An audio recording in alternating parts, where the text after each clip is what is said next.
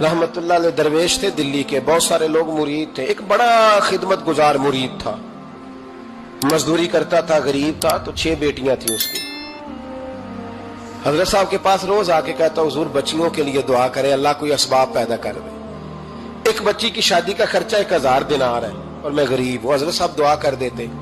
खानका शरीफ के थोड़े ही फासले पर, हजरत जहां बैठ के मुरीदों की तरबियत करते थे, उससे थोड़ा ही फासले पर ना एक ईसाई रहता था, बड़ा मालदार था, बड़ी सारे ऊंट, गायें, भेड़, बकरियां रखी हुई थी और हजरत शरफुद्दीन रहमतुल्लाह अलैह की बड़ी मुखालफत करता था।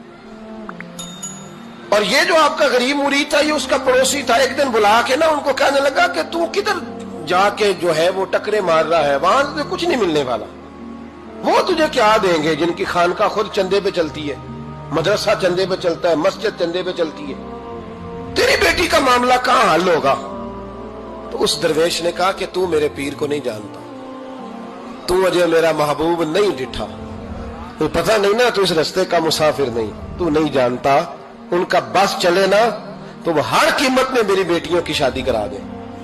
अब वो ईसाई था, कहने लगा अच्छा चलो ठीक है, अगर इतनी बात है ना तो जाओ उनसे जाके कह दो कि 6 साल के लिए मेरे साथ मुआहदा कर ले, तो मेरे जानवरों को चारा डाल दिया करे, 6 साल ड्यूटी करे, मैं 6000 दिनार दे देता हूं। वो मेरे साथ 6 साल मेरे जानवरों को चारा डाले, रखते हैं ना आप चारा डालने के लिए एडवांस पैसे दे के। अब तो लोग उन्हें भी गुलाम ही बना लेते हैं, बड़ी थोड़ी तनख्वाह देते हैं, जुल्म करते हैं, पूरा मुआवजा नहीं देते।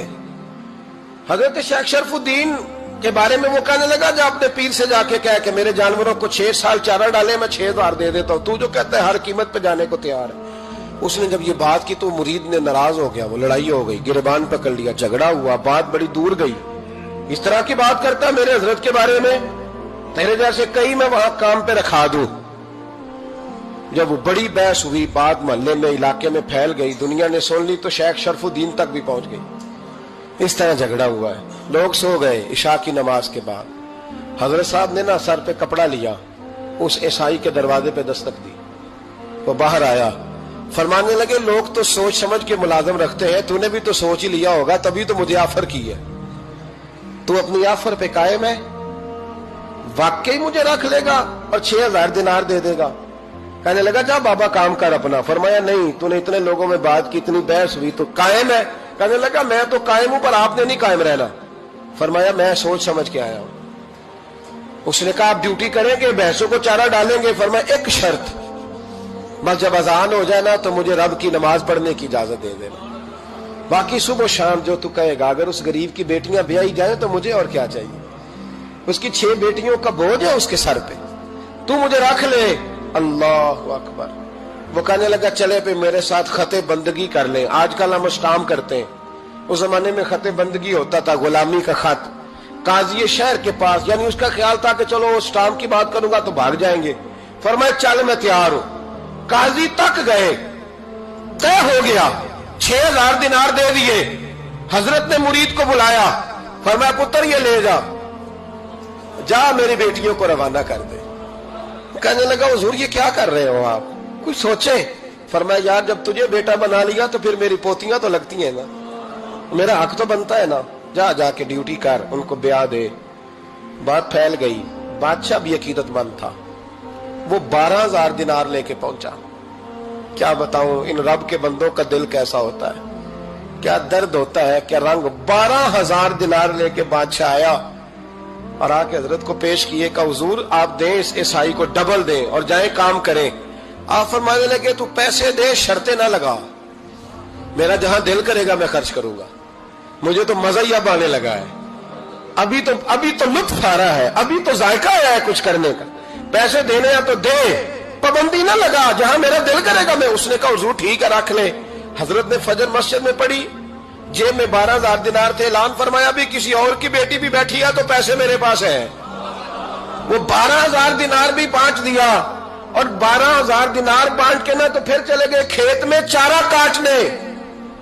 उस ईसाई को किसी ने बतलाया कि उनके पास तो 12000 आया है, पर तुझसे जान नहीं छुड़ाई उन्होंने। वादा ये हुआ था कि 6 देंगे तो जाएंगे, जब तक देंगे नहीं तेरे घर में काम करेंगे।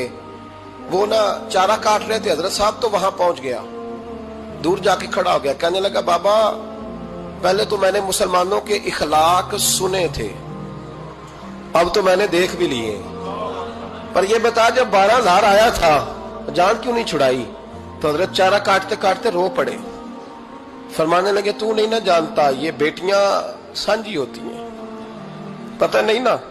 میرے رسول پاک نے تو حاتم تائی کی بیٹی کے سر پہ کپڑا رکھ کے کہا تھا بیٹیاں برابر ہوتی ہیں، تو یہ نہیں پتا جب اس کی 6 بیٹیوں کی شادی ہوئی ہے میرے اندر روحانیت کتنی بڑی ہے۔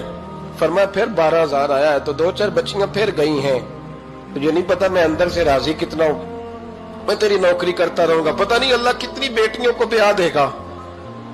اتنا رویا وہ عیسائی کے پیروں میں بیٹھ گیا، کہنے لگا بابا میں نے تیری مخالفت کی ہے پر تیرے قریب آ کے پتہ چلا ہے کہ تو بہت اونچے اخلاق کا مالک ہے، اور اگر تیرا یہ مقام ہے تو تجھے اخلاق سکھانے والے محمد عربی کی شان کتنی ہوگی۔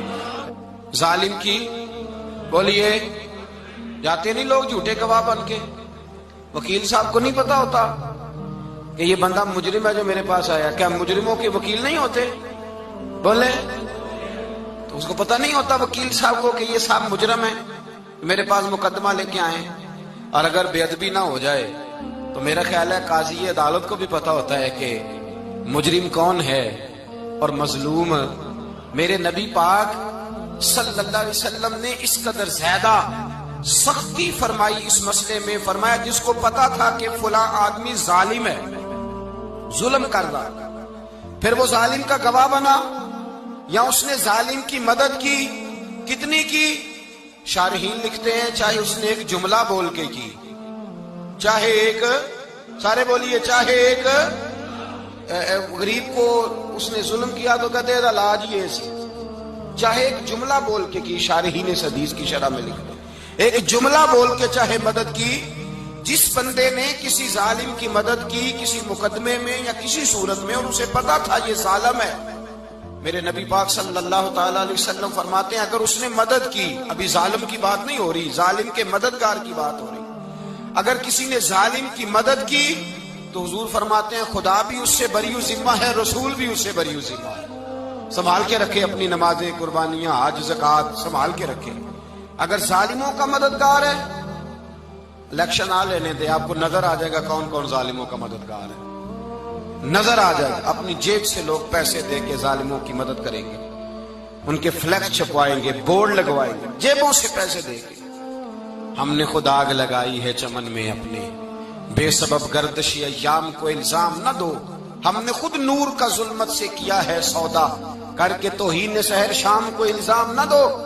ظالموں کے مددگار میدان میں آ گئے، یہ چھوٹا لفظ نہیں، میرے حبیب پاک صلی اللہ علیہ وسلم نے فرمایا جو ظالم کا مددگار ہے سن لے جو سجن کے ساتھ کچہری جاتا ہے، وہ یاد رکھے جو دوست کا گواہ بنتا ہے، وہ یاد رکھے جو کہتا ہے میں مانگی گیا تھا، مجھے بلایا گیا تھا قبضہ چھڑانے کے لیے کسی غریب بیوہ کی جائیداد پہ، کب وہ سن لے تو مدد کر کے نہیں آیا، تو خدا کے ذمے سے نکل گیا ہے۔ رسول پاک نے فرمایا تیرا میرا تعلق ختم ہو گیا، تو ظالم کا مددگار ہو گیا، پھر تو کہتا میں بے چین ہوں، میں بے قرار ہوں، میں آزمائش کا شکار ہوں، پلٹ کے دیکھ تو صحیح تیرا گناہ کتنا بڑا ہے۔ میرے نبی پاک صلی اللہ علیہ وسلم کا ایک اور فرمان سن لیں، ابن ماجہ ابو داؤد میں موجود ہے، اس حدیث کو آپ نے یاد کر لینا ہے، کر لیں گے انشاءاللہ، سارے کہیے انشاءاللہ کر لیں گے یاد۔ حضور صلی اللہ علیہ وسلم نے فرمایا اگر تو ظالم کی مدد کرے گا نا، یہ لفظ دل کی تختی پہ لکھ لینا، یہ مکافات عمل ہے، مکافات عمل دنیا، ادھر کرو گے تو ادھر بھرو گے۔ فرمایا اگر تو کسی ظالم کی مدد کرے گا، سن لے حضور کا فرمان ہے، اگر تو ابن ماجہ ابو داؤد سے عام میں موجود ہے، فرمایا اگر تو کسی ظالم کی مدد کرے گا تو رب تعالیٰ مرنے سے پہلے تیرے اوپر بھی ظالم کو مسلط کر دے گا، تیرے اوپر بھی ایک دفعہ ظلم ضرور ہوگا اگر تو ظالم کی، وہ کسی صورت میں بھی ہو سکتا ہے، کسی صورت میں تیرا بیٹا ہی اٹھ کے ظلم کر دے گا، تو الجھ جائے گا، کسی نہ کسی جگہ تیرے لیے تباہی کا سامان ہوگا، تیرے اوپر ظلم ہوگا، اس لیے کہ تو ظالموں کا مددگار ہے۔ چاہیے یہ تھا کہ تو مظلوم کی مدد کرتا، انسانی ایمانی یقین کا فریضہ سر انجام دیتا، تو ظالموں کا مددگار ہو گیا۔ ٹٹول کے دیکھ لیں، رزلٹ نکال کے دیکھ لیں، ہمارے زمانے میں ظالموں کے مددگار زیادہ ہیں، اتنی لمبی زبانیں نکال کے ظالموں کی مدد کرتے ہیں، بڑے بڑے کالم نویس اللہ نے انہیں قدرت دی لکھنے کی، تو اپنا قلم ظالموں کی مدد میں خرچ کرتے ہیں۔ وہ لوگ جن کو اللہ تبارک و تعالیٰ نے قدرت دی، ہمت دی، طاقت دی، کچھ لوگ ان کے حلقہ احباب میں، وہ اپنے لوگوں کو استعمال کر کے ظالموں کی مدد کرتے ہیں، ظالموں کی مدد کرتے ہیں۔ میرے نبی کریم سید عالم نور مجسم صلی اللہ علیہ وسلم نے فرمایا، اگر تو نے ظالم کی مدد کی تو جب تک تو توبہ نہیں کرے گا رب تجھ سے ناراض ہی رہے گا۔ اللہ تجھ سے، او بھائی جس سے رب بھی ناراض ہو گیا، نہ کھانا نہ پینا نہ سونا نہ جاگنا نہ نیند، پھر تیری ہر چیز تیرے لیے آزمائش ہو جائے گی، پھر تیرا سایہ بھی تیرے لیے خوف کا سامان بنے گا، پھر زندگی جیتی جاگتی لاش بن جائے گی، تو اپنے کندھوں پر اپنی میت اٹھائے پھرے گا جب تو ظالم کا مددگار ہوگا۔ اور نبی پاک صلی اللہ علیہ وسلم نے فرمایا، ظالموں کا مددگار بھی ظالم ہوتا ہے، ظالموں کا مددگار بھی، سارے بولے، ظالموں کا مددگار بھی نہیں، کو نہیں، آپ سارے نہیں بولے، ایک دفعہ بولے، ظالموں کا مددگار بھی، پکی بات ہے، ظالموں کا مددگار بھی۔ اللہ اکبر۔ جس کا یارانہ ہو، جس کا دوستانہ ہو، جو کہے میں نے نا اس کو اوکھے ویلے کے لیے ظالم کو یاد رکھا ہوا ہے۔ کبھی مشکل میں رکھے نہیں ہوئے لوگوں نے ظالم دوست، کہتے میں نے رکھے ہوئے ہیں، بلکہ ہمارے دیہات میں تو کہتے ہیں میں نے بازو بنائے ہوئے ہیں۔ کس کو بازو بنا لیا؟ ظالم بھی کبھی بازو ہوتا ہے، جو ظلم کی تلوار لیے میدان میں کھڑا ہے۔ قارون، حامان، فرعون، نمرود کا حال نہیں لوگوں نے دیکھا؟ اپنے زمانے میں آپ نے کتنے لوگ نہیں دیکھے جن کے سائے سے، آواز سے لوگ کانپتے تھے؟ پھر پولیس کی گاڑیوں میں وہ اس طرح مردہ پڑے کہ دنیا نے تماشا دیکھا ان کا۔ یہ رنگ ہم نے دیکھے نہیں اپنے آنکھوں سے۔ فرمایا ظالم کا مددگار بھی، جو کار میں بٹھا کے لے کے گیا وہ بھی ظالم، جس نے چائے پلائی وہ بھی، جس شخص نے کھانا کھلایا وہ بھی، جو کچہری تک ساتھ گیا وہ بھی، جس نے فلیکس کے نیچے، بڑے شرابی کے نیچے چھوٹی اپنی فوٹو لگائی وہ بھی، جو ووٹ کی پرچی ڈالنے گیا وہ بھی۔ کہہ دینا باہر نکل کے کہ حضرت صاحب نے سیاسی تقریر کی ہے، کہہ دینا، پر بات تو سچی ہے نا۔ خو کرے ہم تو سے تھوڑا سا گلا بھی سن لے، خو کرے ہم تو سے تھوڑا سا بھی گلا۔ امام مالک کے پاس ایک بندہ آیا، اس نے کہا حضور میں درزی ہوں، ایک ظالم بادشاہ مجھ سے کپڑے سلواتا ہے، میں تو ظالموں کا مددگار نہیں نا۔ ایک ظالم بادشاہ مجھ سے، حضور میں تو مددگار نہیں نا ظالموں کا۔ جو فرمایا ظالموں کا مددگار بھی ظالم ہوتا ہے، تو کپڑے لے کے آتا ہے، میں سی کے دے دیتا ہوں، ذمہ داری نہیں۔ یہ ایک آدمی دکاندار ہے، اس سے کوئی بندہ چیز خریدنے آئے گا تو تھوڑی کہے گا میں نے نہیں دینی، تو دے گا۔ کوئی بندہ اگر کسی شخص سے کوئی کام کہتا ہے جو اس کی فیلڈ ہے، اس کا شعبہ ہے، اس کا معاش کا وہ سلسلہ ہے، کہتے ہیں یا رسول اللہ صلی اللہ علیہ وسلم ظالموں کا مددگار بھی ظالم، حضور نے فرما دیا۔ تو امام مالک سے بندے نے مسئلہ پوچھا، دل کی تختی پہ لکھنے والی باتیں ہیں، کہا حضور میں درزی ہوں، ظالم کپڑے سلواتے ہیں، میں تو مددگار نہیں نا۔ امام صاحب کہنے لگے نہیں، مددگار تو وہ ہوگا جو تجھے سوئی دھاگا فراہم کرے گا، تو پورے کپڑے سی کے دیتا ہے، تو خود بہت بڑا ظالم ہے، تو پورے سوٹ سی کے دیتا ہے، تو بہت بڑا ظالم خود ہے۔ مددگار تو وہ ہوگا جو تجھے دھاگا دے گا، جو تجھے بٹن دے گا، جو تجھے نلکی دے گا۔ جو ظالم سے اتنی نفرت ظلم کر کے بندہ ہے، یہاں تو ہمارے زمانے میں ہیرو بن جاتے ہیں لوگ، ظالم ہیرو ہے، لوگ اس سے ڈرتے پھرتے ہیں، گھومتے پھرتے ہیں، اور بہت سارے کم مزاج لوگ اس کے پیچھے ہاتھ باندھ کے پھرتے ہیں۔ ظالموں کی مدد کرنا، ظالموں کے ساتھ رہنا، یہ ظلم ہے، ظلم، یہ زیادتی ہے۔ میرے نبی پاک صلی اللہ تعالی علیہ وآلہ وسلم نے ارشاد فرمایا، یاد رکھو رب فرماتا ہے میں مظلوم کی مدد ضرور کروں گا، چاہے جلدی کروں چاہے دیر سے کروں، میں مظلوم کی مدد۔ اور حضور صلی اللہ علیہ وسلم نے فرمایا ہے، حضرت معاذ بن جبل کہتے ہیں حضور نے مجھے یمن کا گورنر بنایا، جب میں جانے لگا نا تو حضور نے بڑی نصیحتیں کی، بخاری میں موجود ہے، فرماتے ہیں جب میں پلٹنے لگا تو میرے رسول نے فرمایا معاذ ایک منٹ ٹھہر جا، ایک بات میری یاد رکھنا، اس کو نہ بھولنا۔ کہا حضور کیا؟ فرمایا دیکھنا کسی پہ ظلم نہ کر بیٹھنا، کہیں تجھ سے زیادتی نہ ہو جائے۔ محبوبہ پھر حضور نے فرمایا سن میرے معاذ، میں تجھے گورنر بنا رہا ہوں، زیادتی نہ کر بیٹھنا۔ یا رسول اللہ صلی اللہ علیہ وسلم کیا ہوتا ہے؟ تو میرے کریم نے فرمایا جب مظلوم دعا کے لیے ہاتھ اٹھاتا ہے تو عرش کا مالک کہتا ہے فرشتوں پیچھے ہٹ جاؤ، عرش کا مالک کہتا ہے فرشتوں پیچھے ہٹ جاؤ۔ دوستو یاد رکھنا تگڑا اور مضبوط جوان پتہ کون ہوتا ہے؟ جس کی نظریں پوری طرح اس کے کنٹرول میں ہوں. یہ علامت جوانی ہے. جس آدمی کا پوری طرح، دو لوگ دنیا میں کبھی کوئی کارنامہ سر انجام نہیں دے سکتے، ایک جو حرام کھاتا ہو، ایک جس کی نظر ناپاک ہو. محمد بن قاسم جب یہاں آئے تھے نا تو ایک دن بڑے پریشان تھے، تو ایک بزرگ کہنے لگے آپ کیوں پریشان ہیں؟ کہنے لگے راجہ دہر سے مقابلہ ہے اور ہماری فوج تو سندھ کے رستے بھی نہیں جانتی، زبان بھی نہیں جانتی، لڑیں گے کیسے؟ 2-4 دن کے بعد ان بزرگوں کی دوبارہ محمد بن قاسم سے ملاقات ہوئی تو بڑے خوش تھے. کہا اب آپ کیوں خوش ہیں؟ کہنے لگے وہ میرا مقابلہ نہیں کر سکتا، میں نے تحقیق کر لی ہے.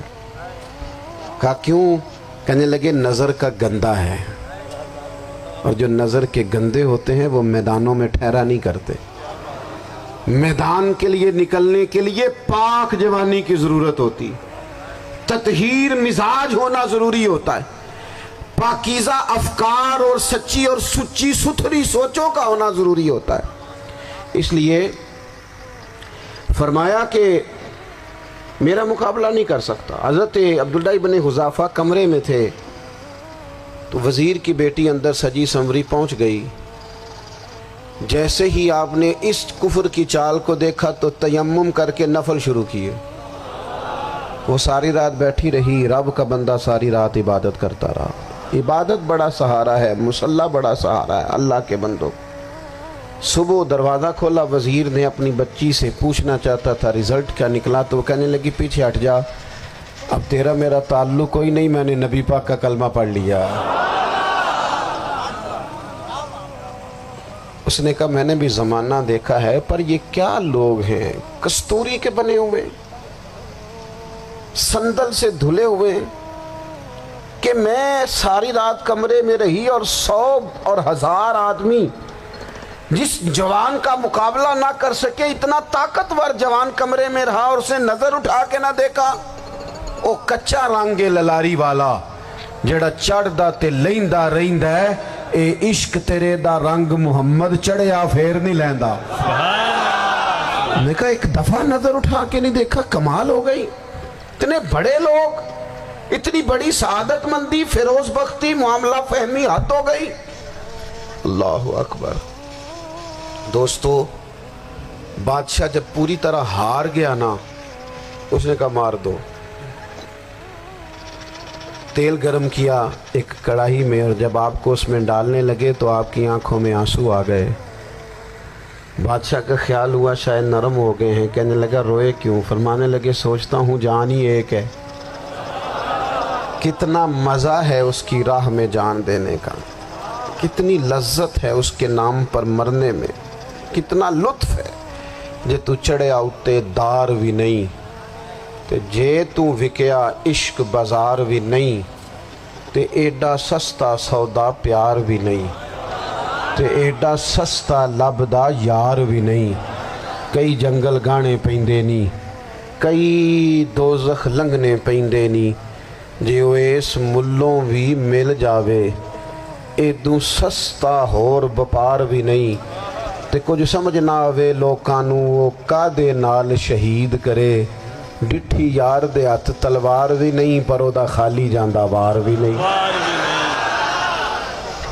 کہنے لگے ایک جان ہے نا، تو دل کرتا ہے ہزاروں ہوتی تو ایک ایک کر کے محبوب کے نام پہ قربان کرتا، جب میرے پاس ہے ہی ایک، کروں کیا؟ حضرت عبداللہ ابن حذافہ رضی اللہ تعالیٰ عنہ جب روئے اور بادشاہ نے یہ بات سنی تو بادشاہ اٹھ کے کھڑا ہو گیا. سارے وزیروں مشیروں کو کہنے لگا تم نے کہا تھا نا بندہ ضائع کرنے والا نہیں، یہ بھی ضائع کرنے والا نہیں. کہنے لگا میرا ماتھا چومو، تم جیسے لوگوں کو قتل نہیں کرنا چاہیے، آزاد کرنا چاہیے.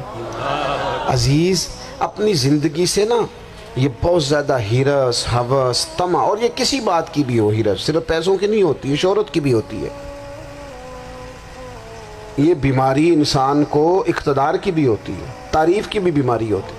یہ سارے نقص ہوتے ہیں لوگوں کو، اور معاذ اللہ بعض جبوں کبوں کے اندر بھی ہوتے ہیں، وہاں بھی پنپتے. اپنی زندگی جب تک اس سادگی میں نہیں لاؤ گے جو رسول پاک نے عطا فرمائی ہے، جب لوگ آسانیوں میں پوری طرح الجھ گئے تو پھر وہ دور ہوئے اور کفر چڑھ گیا۔ دوسری بات، اللہ کے محبوب صلی اللہ تعالی علیہ وسلم کی محبت ہم سے تقاضا کرتی ہے کہ ہم اس مشن کے لیے کام کریں جس مشن کے لیے رسول پاک نے کام فرمایا ہے۔ ہم سارے کام بڑے مضبوطی سے، سوچ سمجھ کے، تدبر سے، حکمت سے، تقاضوں کو مد نظر رکھتے ہوئے کرتے ہیں سارے کام۔ دین کے کام میں ہمارا مزاج نہیں ہوتا، او ہو جائے گا جی، آپ بسم اللہ پڑھیں جی، شروع کریں جی۔ آپ تقاضوں کو سمجھیں، چیزوں کو دبائیں نہیں، چیزوں پر غور کریں۔ کسی کے ذہن کی سطح پر سوال ابھرتا ہے، اس کا تسلی بخش جواب دیں۔ اپنی زندگی میں دین کے کام کے لیے اپنے آپ کو وقف کریں، اور دین کے کام کے بہت سارے پہلو ہیں۔ ہزاروں لوگوں کو قرآن پاک ٹھیک پڑھنا نہیں آتا، ہزارہ لوگ ہیں جو قرآن مجید کے مطالب سے آگاہ نہیں ہیں، دین کی بنیادی ضروریات سے لوگ نابلد ہیں۔ میں آپ کو کس طرح یہ بات سمجھاؤں کہ ہزاروں کی تعداد میں طلاقیں اس لیے ہوتی ہیں کہ مردوں کو طلاق کے مسئلے نہیں آتے، انہیں پتہ نہیں ہے کہ مجھے حقوق زوجین کے معاملے میں کیسے چلنا۔ ڈھیر سارے گھروں میں تباہی اس لیے ہے کہ تربیت اولاد کا دینی منہج ہمیں نہیں پتا۔ اپنا حصہ ملائیں دین کے کام میں۔